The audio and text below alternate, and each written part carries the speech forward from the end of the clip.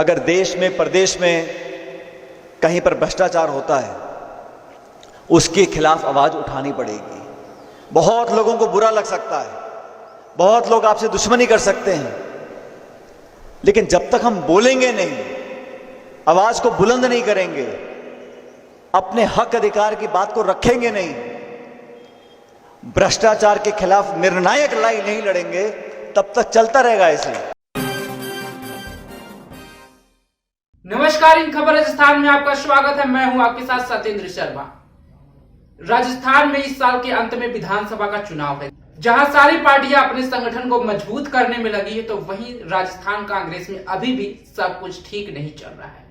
29 मई को राजस्थान कांग्रेस की आला कमान के साथ दिल्ली में बैठक हुई। उसके बाद कांग्रेस ने एक फोटो सेशन किया, जिसमें यह दिखाया गया कि सचिन पायलट और गहलोत के बीच सुलह हो गया है, लेकिन सचिन पायलट के हाव भाव बदले बदले से नजर आ रहे हैं। वह आला कमान के बात पर संतुष्ट नहीं नजर आ रहे हैं। उन्होंने एक कार्यक्रम में संबोधन करते हुए कहा कि भ्रष्टाचार के मुद्दे पर सबको एक साथ लड़ना चाहिए, खासकर नौजवानों को जो अभी अभी राजनीति स्टार्ट कर रहे हैं। साथ ही उन्होंने कहा कि सरकार वही सही है जो भ्रष्टाचार के खिलाफ लड़ना चाहती है। भ्रष्टाचार के खिलाफ सबको एकजुट होना होगा। उन्होंने कहा कि मैं अपनी भावनात्मक बातें आप लोगों से शेयर कर रहा हूँ। आप भी सुने सचिन पायलट का वह बयान, जिसमें वह कई सारे मुद्दे पर बोलते नजर आ रहे हैं। इस नई राजनीति को हम जन्म नहीं देते, तब तक हमें संघर्ष करना पड़ेगा। रुकावटें बहुत आती हैं, क्योंकि सफाई करना, परिवर्तन लाना, मूल चूक चीजों को बदल देना बड़ा मुश्किल काम है। और जो काम चल रहा है चलते रहने दो, हाँ में हाँ मिलाते जाओ, बात बढ़ती रहे, वो बड़ा आसान काम है। तो बदलाव करना, संकल्पित होना, अपने निश्चय पर अड़े रहना, ये वो गुण है, मैं समझता हूं, जो नौजवानों को, खासकर जो राजनीति में काम करना चाहते हैं, उनको सीखना चाहिए। अगर देश में प्रदेश में कहीं पर भ्रष्टाचार होता है, उसके खिलाफ आवाज उठानी पड़ेगी। बहुत लोगों को बुरा लग सकता है, बहुत लोग आपसे दुश्मनी कर सकते हैं, लेकिन जब तक हम बोलेंगे नहीं, आवाज को बुलंद नहीं करेंगे, अपने हक अधिकार की बात को रखेंगे नहीं, भ्रष्टाचार के खिलाफ निर्णायक लड़ाई नहीं लड़ेंगे, तब तक चलता रहेगा ऐसे। आज ये कर रहा है, कल वो करेगा, परसों वो करेगा, अपनी आंख मूंद के इधर देख लें, काम चलता रहेगा। कोई छोटे पे करेगा, कोई बड़े पे करेगा, लेकिन व्यवस्था को बदलना, समाज में परिवर्तन लाना, नई इबादत लिखना, यह तभी संभव है जब मन में आप लोग ठान लें कि इस काम को हमें करना है। नौजवानों का भविष्य कब सुरक्षित है?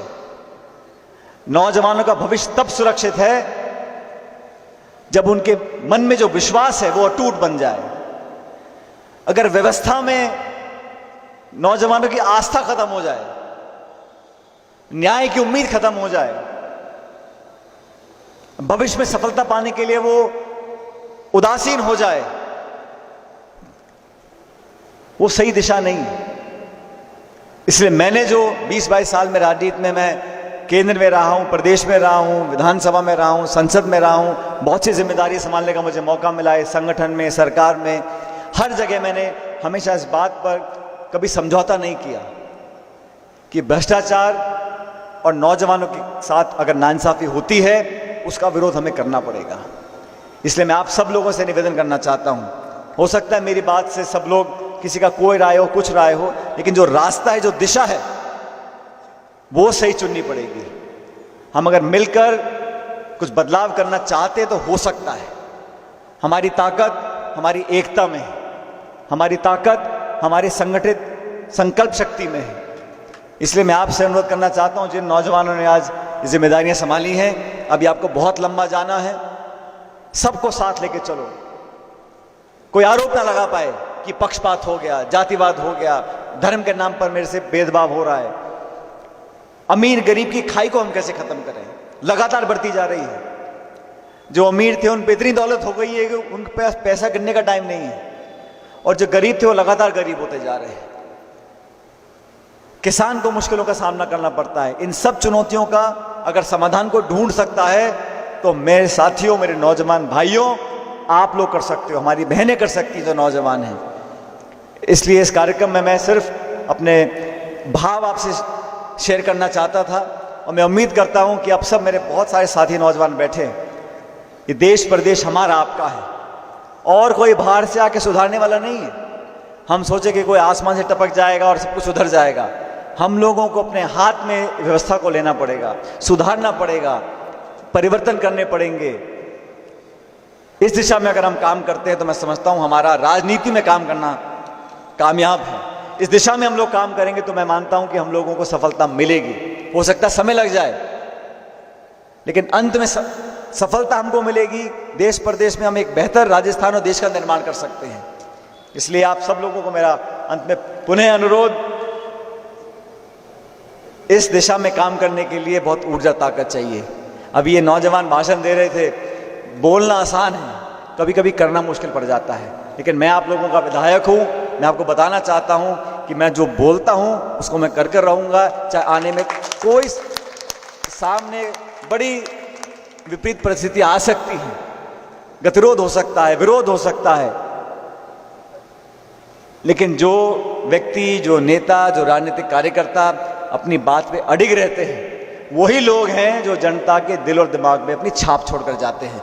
बाकी तो सब तरह के लोग काम करते हैं, मैं किसी के बारे में कहना नहीं चाहता, लेकिन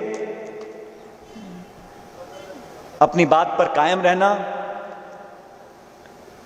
सब लोगों को साथ लेकर चलना और मन में जो विश्वास है, मन में जो संकल्प है, उस आवाज को सुनकर अगर हम काम करेंगे तो हमेशा सफलता हमको मिलती रहेगी। तो सुना आपने सचिन पायलट का वीडियो। आपको बता दें कि कांग्रेस हाल ही में 29 मई को दिल्ली में बैठक हुई थी, जिसमें यह दिखाने की कोशिश गई कि सचिन पायलट और गहलोत के बीच सुलह हो गई है और राजस्थान कांग्रेस में सब कुछ ठीक चल रहा है। लेकिन सचिन पायलट अपने मुद्दे को लेकर के अभी भी कायम है। तीनों मांगों को लेकर के वह अभी भी कह रहे हैं कि हम अपने इस मुद्दे पर कायम हैं। और साथ ही अभी कुछ दिन पहले उन्होंने मीडिया से बातचीत करते हुए कहा था कि महीने का अंत है, उसके बाद कुछ भी हो सकता है। आपको बता दें कि सचिन पायलट ने जयपुर में अपने जन संघर्ष यात्रा के अंतिम दिन राजस्थान सरकार से 3 मांगे रखी थी और कहे थे कि अगर हमारे 3 मांगों को पूरा नहीं किया गया तो अगले महीने से आंदोलन करेंगे। हालांकि अभी आंदोलन को लेकर के सचिन पायलट की तरफ से कोई बयान नहीं आया कि वो आंदोलन करेंगे या नहीं करेंगे। राजस्थान से जुड़ी तमाम खबरों की जानकारी के लिए आप बने रहे हमारे साथ और देखते रहे इन खबर राजस्थान। नमस्कार।